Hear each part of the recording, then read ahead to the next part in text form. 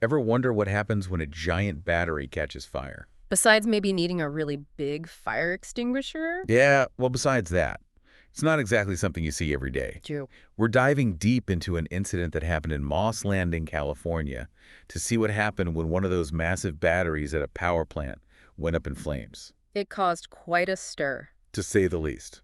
We've got some news articles here that lay out everything that happened, the aftermath, what's being done about it, the whole nine yards. And you know what else? What's that? This whole thing even involves $750 gift cards. Oh, wow. Okay, now that's definitely got my attention. So Moss Landing, California, January 2025, Oh. a lithium-ion battery energy storage system. One of those big ones they use at power plants. Exactly, catches fire. And this wasn't just a little, oops, something shorted out kind of fire. This was a full-blown, we got to evacuate the whole neighborhood kind of deal. Yeah, about 1,200 residents had to pack up and leave their homes.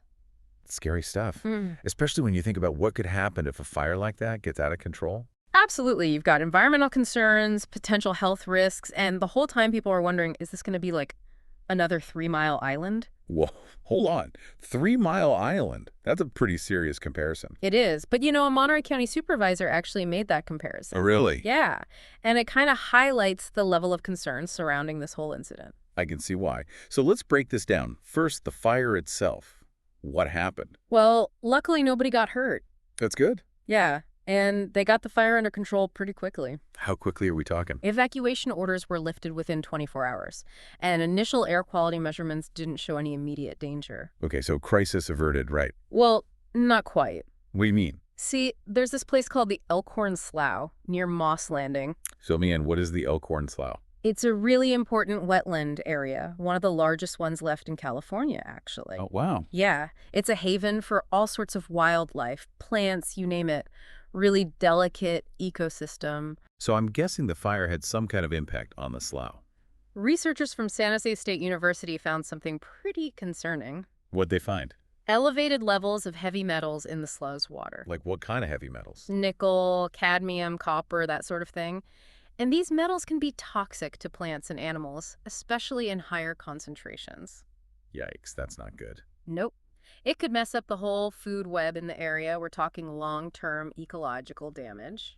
So even though the initial air quality readings looked okay, there could still be a long-term environmental impact from this fire. Exactly. And that's where that 3 Mile Island comparison comes back into play. Even though this fire was much smaller, it kind of raises those same questions about the safety of this technology, especially as we're relying on batteries more and more for renewable energy. Right, as we transition away from fossil fuels, these big battery storage systems are supposed to be a big part of making solar and wind power more reliable. But if they're catching fire and potentially contaminating sensitive ecosystems, it kind of throws a wrench in the works. It does. Makes people hesitant. Yeah, I get it. So this fire, even though it was contained quickly and nobody got hurt, it really got people thinking. Especially in Monterey County, where it happened. Yeah. What was the response like there?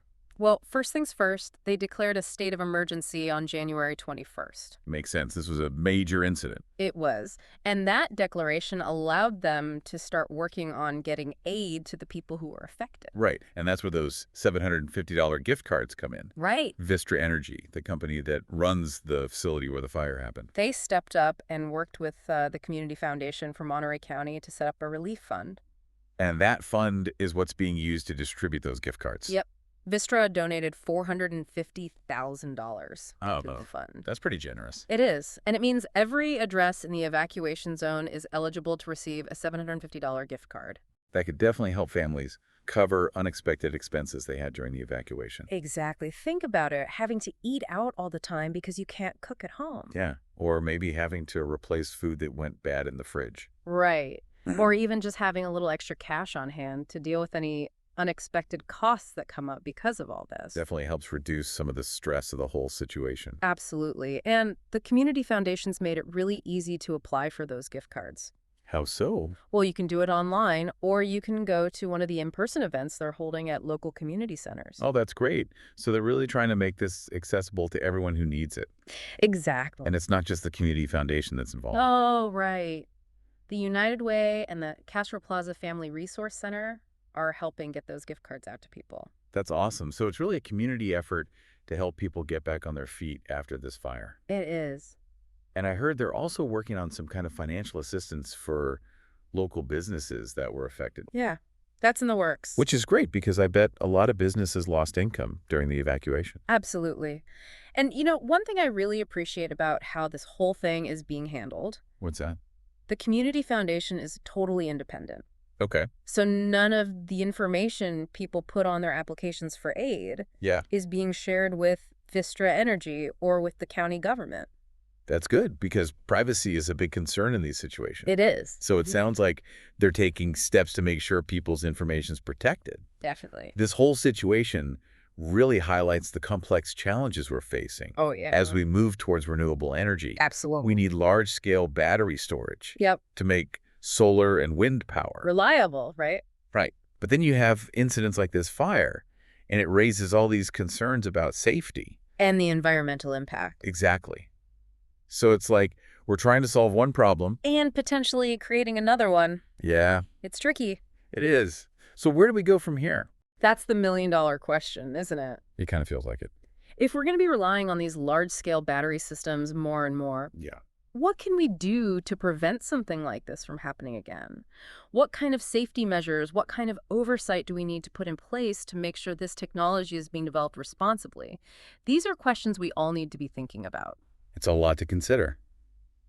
But hey, that's what deep dives are for, right? Yeah. To get us thinking about these complex issues and to help us make informed decisions about the future. Absolutely. We've got to weigh the benefits against the risks and figure out how to move forward in a way that's both sustainable and safe. And that's something we all have a stake in. Well said. Thanks for taking this deep dive with me today. My pleasure. It was a good one. And to all of you listening, keep those questions in mind as we navigate this new energy landscape. We'll be back next week with another deep dive into a different topic. Until then, stay curious.